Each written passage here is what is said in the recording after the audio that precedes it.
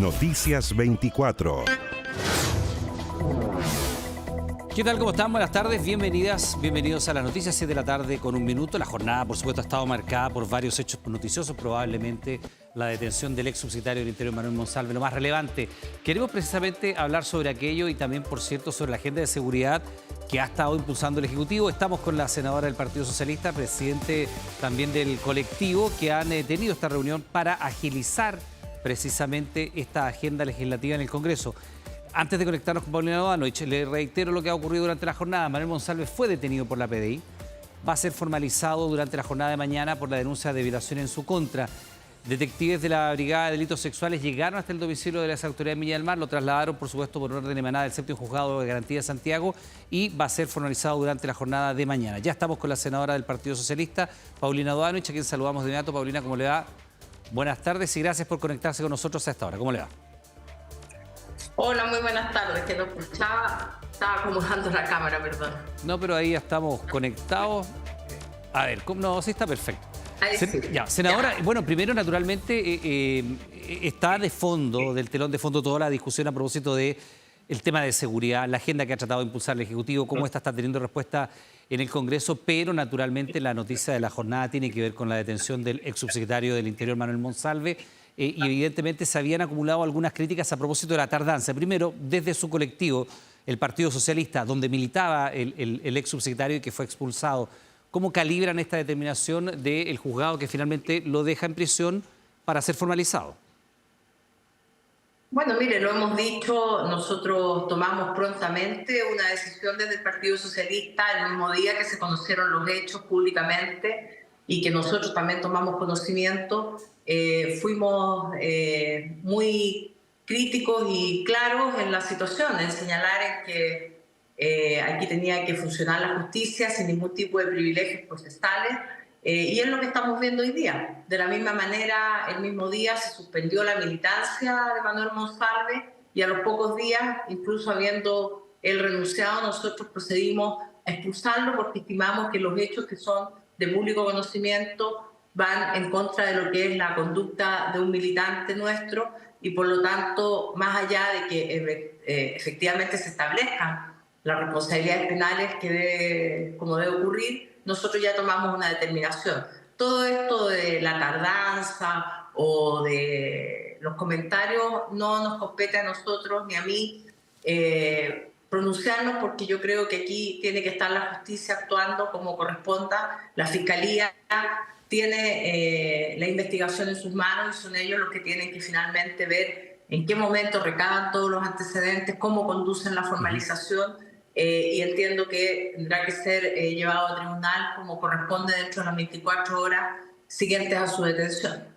Senadora, pero evidentemente este caso ha permeado incluso la agenda de seguridad. Hemos visto como, por ejemplo, cómo avanza en el Congreso la creación finalmente de un Ministerio de Seguridad distinto de Interior, separando, por supuesto, Interior y Seguridad, que es lo que tenemos hoy día, y algunas atribuciones que estaban asignadas a la figura de la subsecretaría, del subsecretario o la subsecretaria, quien sea la persona que a futuro ocupe ese cargo, se le han quitado atribuciones como, por ejemplo, solicitar informes de inteligencia, y eso uno entiende naturalmente a la luz de los hechos que se han conocido por las actuaciones posteriores de Manuel Monsalve, posteriores a los hechos que se investigan como violación, ¿no? Todo el actuar, todo, si usted quiere, el accionar del aparato público que él echó a rodar una vez que se conocen los hechos y empieza la denuncia. ¿Cómo ha permeado este caso la discusión en materia de seguridad? Hasta hace algunas semanas, Manuel Monsalve era la persona más relevante en materia de seguridad de parte en el gobierno y hoy día está esposado, siendo conducido por investigaciones a un centro de detención de la misma institución. Bueno, por cierto, la discusión que se había dado en el marco de la ley de creación del Ministerio Público, había quienes señalaban que la facultad de tener conocimiento o darle instrucciones a inteligencia era solamente el ministro o ministra de Seguridad. Finalmente se había optado por una figura en que también los subsecretarios tuvieran algún acceso a la inteligencia, porque entendamos también lo que significa una subsecretaría que tiene que estar a cargo de la seguridad. No podemos tampoco crear un subsecretario o subsecretaria sin facultades.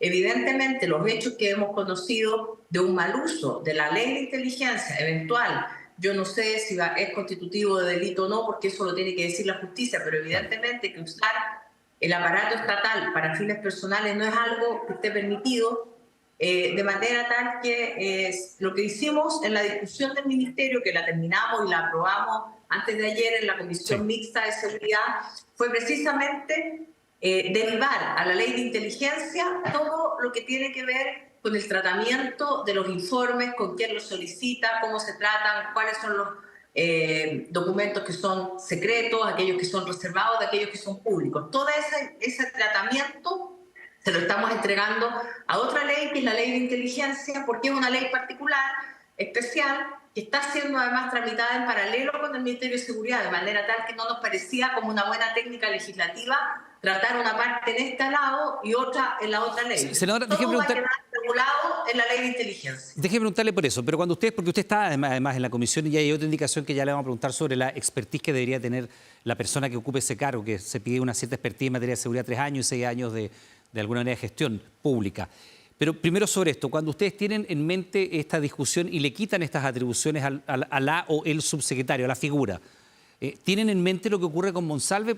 Porque es bastante obvio pensar que eso es así, que a raíz de lo que ha ocurrido se está mirando con una mirada distinta la creación de esta institucionalidad. Entonces, ¿cuánto ha permeado en esta discusión parlamentaria para instituciones que son tan fundamentales como el Ministerio de Seguridad lo que ha ocurrido con este caso en lo particular?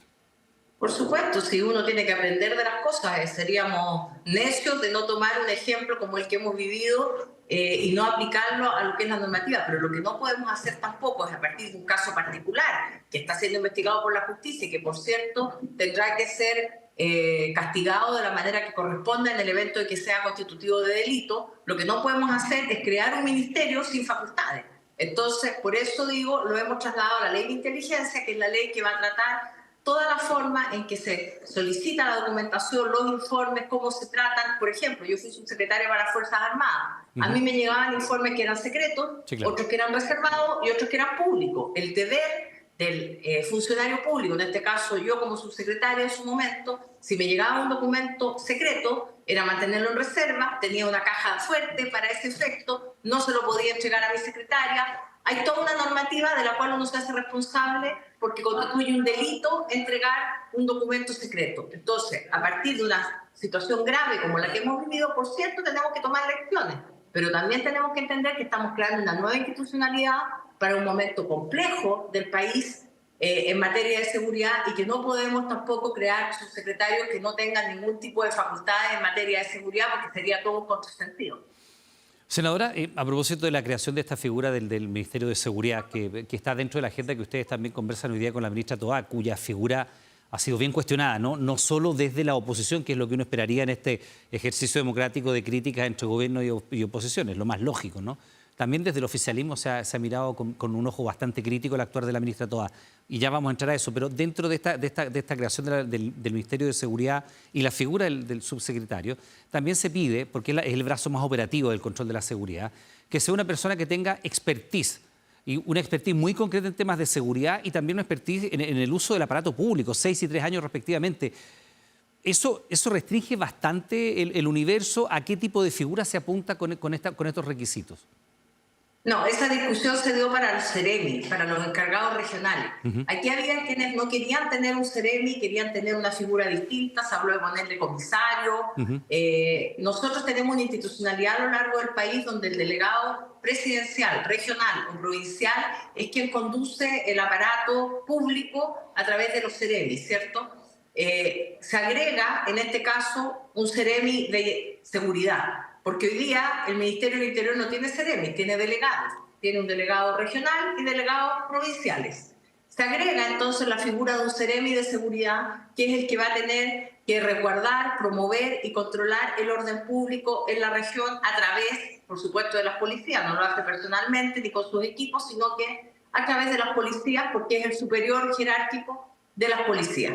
De manera tal que ahí se produjo la discusión, porque la propuesta que había formulado el Ejecutivo era de una persona con 3 años de experiencia en materia de seguridad. De seguridad propiamente tal. En materia de seguridad, en materia de prevención del delito u otras afines, señalaba. de manera tal que nosotros proponíamos que se ampliara aquello porque no podemos pensar solamente en la región metropolitana, tenemos que pensar en otras regiones donde no necesariamente va a haber una cantidad de personas que cumplan con ese requisito y que puedan cumplir esta función de dirección de las policías y del aparato público. Entonces lo ampliamos a 6 años de experiencia profesional. Se pone un requisito de edad, que creo que ningún Ceremi tiene, mayor de 30 años, con 6 años de experiencia profesional o con 3 años de experiencia en materias de seguridad. Vale decir, no sé, puede ser a lo mejor un alcalde que podríamos entender que tiene experiencia en materia de seguridad, y ahí es donde se producía esta discusión, Iván, porque finalmente, como era un poco amplio también, porque era en materia de seguridad, de prevención del delito o afines, por ejemplo, el diputado Chalper en la discusión de la comisión mixta dijo: estas designaciones, nominaciones van a terminar todas en la Contraloría porque vamos a terminar objetando si el afín es suficiente o no. Y por eso están las dos situaciones: 6 años de ejercicio profesional o los 3 años en materia de conocimiento de, ¿cómo se llama?, de seguridad.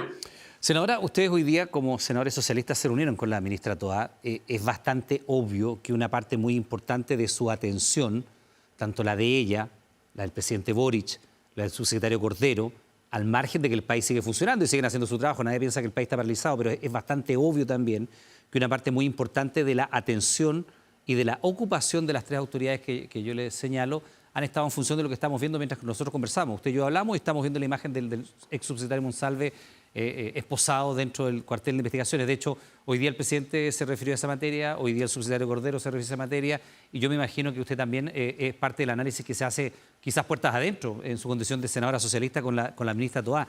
¿Cuánto ha afectado en la agenda de seguridad? Y se lo pregunto porque ayer nada más, ayer solamente, el presidente Boric comentaba muy temprano, a través también de sus redes sociales, que había sido un amanecer difícil, porque habíamos tenido 4 homicidios en 24 horas, que es una cuestión que lamentablemente es cada vez más usual en nuestro país. No es tan extraño hablar de homicidios y más de uno, lamentablemente, por día, ¿no? Estamos viendo esa noticia con cierta frecuencia. ¿Cuánto ha impactado la agenda y cuándo cree usted que va a ser el momento en que se pueda tener control real sobre la agenda de seguridad? Porque los números no son buenos. Es que, mire, esto de que no hay control real de la agenda o que el caso impacte son motivos de análisis probablemente de otros profesionales. Nosotros estamos en la solución de los problemas, estamos en la discusión legislativa, que es donde creemos que podemos hacer avances importantes en materia de institucionalidad, por ejemplo, con el Ministerio de Seguridad, por ejemplo, con las reglas de uso de la fuerza para que las policías y eventualmente las Fuerzas Armadas en situación de resguardo del orden público puedan tener normas claras, normas de nivel legal y normas que sean de certeza jurídica para todos, tanto para los funcionarios policiales y para la ciudadanía. Entonces, creo que esto no es negar que existen homicidios, que existen una criminalidad distinta a la que vivíamos hasta hace unos años atrás, una criminalidad organizada, y por eso todos los esfuerzos tienen que ser esfuerzos del Estado en su conjunto. Aquí todos tenemos que combatir aquello con las policías, con el Ministerio Público, con los tribunales y, por cierto, también desde el Poder Legislativo y el Poder Ejecutivo, que ha dado los recursos necesarios para fortalecer instituciones tan importantes como las que he señalado, pero también para fortalecer la unidad de análisis financiero, para fortalecer las aduanas del país, porque esto es un trabajo que no puede ser de una institución, sino que es del país entero, pero también que es de largo plazo. Por lo tanto, los hechos que puedan ocurrir, por cierto, son dolorosos. Nadie puede estar contento de que existan homicidios, por supuesto. Vamos a estar todos preocupados cada vez que ocurran hechos graves en materia de seguridad, pero también con firmeza y con una visión de largo plazo. Esto tiene que seguir adelante, pese a todos los embates que podamos sufrir día a día. Senadora, es que hoy día, por ejemplo, en la mañana conversábamos en la Radio Universo con el delegado Durán. Usted también es panelista los días lunes ahí. Y evidentemente el delegado da cuenta un poco de lo que señala usted, de los avances legislativos, en el caso del delegado, la cantidad de recursos que se han disponibilizado tanto para la Policía de Investigaciones como para la PDI, el fortalecimiento de las instituciones, el plan Calle Sin Violencia, y decía, hemos dispuesto de recursos extraordinarios. Y claro, también es bastante fácil retrucarle, decir lo que pasa es que la situación de inseguridad también es extraordinaria, porque no se habían visto cifras de homicidios parecidas a las que estamos teniendo hoy por hoy en nuestro país, donde hemos pasado casi a tener 6.9 homicidios por cada 100.000 habitantes, que es una tasa bastante inédita para nosotros y casi del doble de lo que estábamos acostumbrados a tener. Por eso yo le pregunto por cuánto impacta esto, porque efectivamente hay más recursos, uno los ve, los carros policiales, tanto que ha dicho el presidente Boric, más policía en las calles, lo que se ha señalado permanentemente, incluso desde parte de la propia autoridad policial, los avances legislativos, como usted nos dice, como avanza la regla del uso de la fuerza, la ley de inteligencia y otra serie de elementos que ayudan, pero todavía los resultados no le tuercen la realidad a los números. Todavía los números siguen siendo malos, todavía vamos a tener un 2024, a la luz de las cifras oficiales, peor todavía que el 2023, que es el peor año que hemos tenido en materia de delincuencia. Por eso yo le pregunto cuánto impacta esto y efectivamente, ¿en qué momento usted cree que estos recursos que se están disponibilizando, esta legislación que se está avanzando, van a empezar a torcerle la mano a los números que no están siendo buenos? Iván, es que hay varias cosas que usted señala que yo creo que habría que hacerle un doble clic. Aquí la situación de delitos graves y de inseguridad nos empezó a ocurrir hace 2 o 3 años. Partamos de esa base. Yo fui subsecretaria y antes de ser subsecretaria trabajé en el Ministerio de Justicia al principio del gobierno de la presidenta Bachelet, cuando iniciaba el gobierno en agosto del 2014. Y ya teníamos un problema grave, ahí empezamos a estudiar la ley antiterrorista, un cambio a la ley antiterrorista, porque veíamos con preocupación, y estoy hablando hace 10 años de este tema, empezamos a estudiar los temas de, por ejemplo, de los robos de los cajeros automáticos, de los alunizajes. Se hizo un fortalecimiento del Ministerio Público cuando era Saba Chaguán, el fiscal nacional, que habló de un Ministerio Público 2.0, porque se le dieron todos los recursos que el Ministerio Público pidió. Y lo digo con toda propiedad porque fui yo quien impulsó la tramitación de esa ley desde el Ministerio de Justicia cuando el ministro era José Antonio Gómez. Por lo tanto, hicimos todo lo que el Ministerio Público pidió para reforzar más fiscales, carrera funcionaria, recursos para una unidad de análisis criminal. ¿Qué vemos después de tantos años? Que lamentablemente toda esa planificación que se hizo no ha dado los resultados que se visualizaban en su momento. Por lo tanto, aquí no es solo responsabilidad del gobierno de turno, porque también en el gobierno del presidente Piñera sabemos que hubo una disminución de los recursos para materia de seguridad, que los vehículos y el parque vehicular entero de Carabineros estaba sin repararse, que los vehículos blindados en la Araucanía estaban botados sin poder ser trasladados para ser usados, de manera tal que aquí ha habido un esfuerzo enorme de este gobierno de poner el énfasis en algo que es lo más importante para todos los chilenos y chilenas, porque finalmente nosotros, si no tenemos seguridad, si no podemos salir a la calle tranquilos, no podemos ejercer todos los demás derechos. Por lo tanto, la seguridad es un derecho habilitante y todos tenemos conciencia de aquello, pero los resultados no son, lamentablemente, no son rápidos. Y sí, termino al tiro, Iván, la tasa de homicidios que nosotros tenemos hoy día, si bien es más alta que la que hemos tenido históricamente, también hay que decir que los planes que se han ido aplicando en estos años han ido disminuyendo las tasas, pero no en la región metropolitana. Entonces tenemos un problema en la región metropolitana, sin duda. Senadora, y eso es el doble clic que digo yo que hay que aplicar, porque hay medidas que no están siendo eficaces en la región metropolitana y es ahí donde está el acento hoy día. Es que lamentablemente lo que usted dice es verdad hasta el primer semestre del 2024, donde a nivel global, a nivel país, era un poco mejor que el primer semestre de 2023. Con lo que ha ocurrido en lo que transcurre del segundo semestre, ya se está en los mismos rangos del año anterior y la región metropolitana no solo está igual, sino que nos cede y aumenta. Es altamente probable que el 2024 sea todavía peor que el 2023. Por eso yo le pregunto, yo entiendo, la delincuencia que estamos enfrentando no parte cuando llega este gobierno, es obvio que son procesos continuos, pero también hay que reconocer que este gobierno era contrario a la implementación de los estados de excepción constitucional de Araucanía y lo termina realizando. Y solo para terminar, y también tampoco tenía una prioridad tan importante la agenda de seguridad como la tiene hoy día.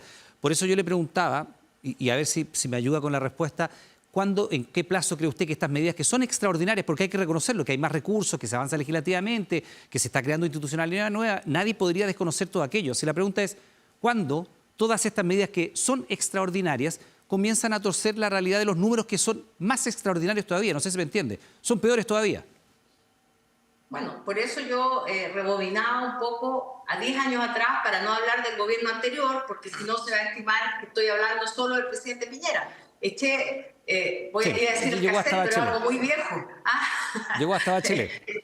Hasta Bachelet, y podemos ir al gobierno 1 de Piñera cuando él dijo delincuentes se les acabó la fiesta. Y entonces quiere decir que ya en el primer gobierno de la presidenta Bachelet teníamos un problema de delincuencia, de puerta giratoria. Entonces estos procesos llevan 15, 20 años lamentablemente evolucionando de mala manera, con un alto crecimiento en las tasas y con una delincuencia distinta, porque la criminalidad que hoy día vivimos, yo creo que todos hemos leído cartas en el diario que dicen, mire, antes a uno le quitaban el celular, hoy día hay que dar las gracias si le quitan el celular en la calle. Por supuesto que esto sigue pasando, pero hoy día tenemos una delincuencia de un nivel superior, y donde tenemos un problema grave es en el tema de las armas, de la tenencia de armas. El gobierno ahora está haciendo un esfuerzo de redoblar la vigilancia de las armas que están inscritas, porque muchos dicen el problema no son las armas inscritas. Efectivamente, las armas inscritas también a veces son un problema porque o se las han robado o han sido comercializadas en el mercado negro, y por lo tanto también hay que tener un control de qué armas inscritas no están en poder de sus legítimos tenedores. Entonces aquí son distintas acciones. La ministra del Interior hoy día nos señalaba precisamente que las Fuerzas Armadas van a ser incorporadas en esta tarea de revisión de las armas inscritas, y parece ser una buena idea, de manera tal que todas las acciones que se puedan ir implementando tienen que ir produciendo un efecto. Ahora, yo no estoy en situación de poder prever cuándo va a ser el momento, pero espero, por el bien de nuestro país, que todas las acciones que se están haciendo, más otras que puedan ser desde la buena intención y no solo desde la crítica descarnada de la oposición, puedan ser consideradas por las distintas instituciones, no solo por el gobierno, porque aquí esto es algo que es multisectorial, es del Poder Judicial, es de la Fiscalía Nacional, es del gobierno, es del Parlamento y es de la sociedad civil y desde los municipios también. Por lo tanto, esta articulación global es más necesaria que nunca, con una sola unidad de propósito, que es el bien de Chile. Senadora Paulina Bodanovich, le damos las gracias. Estamos en contacto. Que tenga una buena jornada, muy amable. Muchas gracias, Iván. Muy buenas tardes. Que esté muy bien.